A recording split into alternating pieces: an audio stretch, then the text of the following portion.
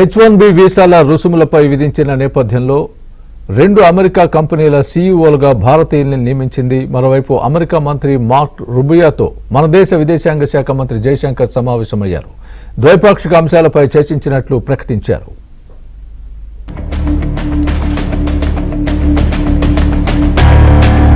H1B వీసాల fee పెంపుతో Bharat America సంబంధాల్లో గందరగోళం ఏర్పడింది.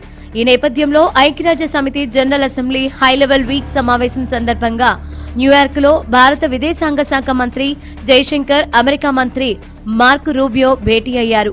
ఈ సందర్భంగా భారత్ అమెరికా మధ్య వాణిజ్యం, ఇంధనం, రక్షణ తదితర సంబంధాలపై ఇరువురు నేతలు చర్చించారు.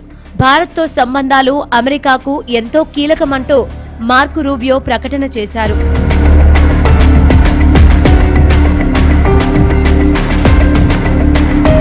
H1B వీసా $1,00,000 పెంచిన వేళ అమెరికాలో 2 దిగ్గజ కంపెనీలకు సీఈఓలుగా 2 భారతీయులు నియమితులయ్యారు.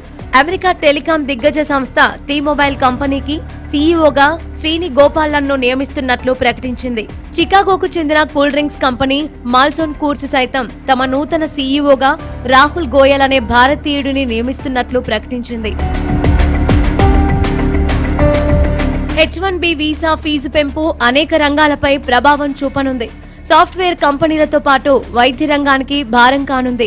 తాజాగా వీసా రుసుము పెంపు నుంచి డాక్టర్లు, మెడికల్ రెసిడెంట్లకు మినహాయింపు ఇవ్వనున్నట్లు తెలుస్తుంది.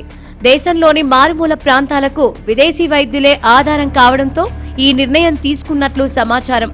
మరోవైపు ప్రపంచంలోని అగ్రశ్రేణి ప్రతిభావంతులను ఆకర్షించేందుకు బ్రిటన్, చైనాలు ప్రయత్నిస్తున్నాయి. దీనిలో భాగంగానే రుసుమే లేని వీసాను తీసుకువచ్చేందుకు బ్రిటన్ సన్నద్ధమవుతోంది. చైనా కూడా అక్టోబర్లో కొత్త ఉపాధి వీసాను తీసుకొచ్చేందుకు ప్రయత్నిస్తోంది.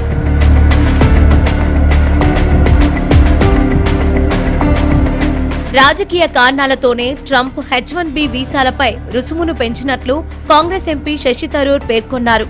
ట్రంప్ నిర్ణయాలు దేశీయ రాజకీయాలతో ముడిపడి ఉన్నాయని, H1B వీసాల కారణంగా ఎక్కువ జీతాలు తీసుకునే అమెరికన్ల కంటే తక్కువ జీతాలు తీసుకునే భారతీయుల వైపే అక్కడి కంపెనీలు మొగ్గు చూపుతున్నాయని ట్రంప్ ఆయన కార్యవర్గం భావిస్తోందన్నారు. That is surprising, and that I think we all need to reach out to the Indian American population saying, if you care about the relationship with your motherland, then you also have to fight for it, speak for it, and make more of an effort to press your political representatives to stand up for India.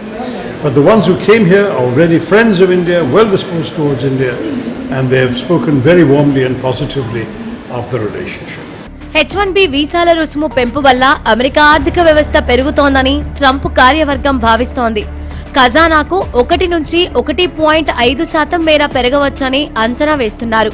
అయితే వీసాల రుసుము వల్ల America వ్యవస్థలో 1% మేర తగ్గొచ్చని పలు financial సంస్థలు చెబుతున్నాయి.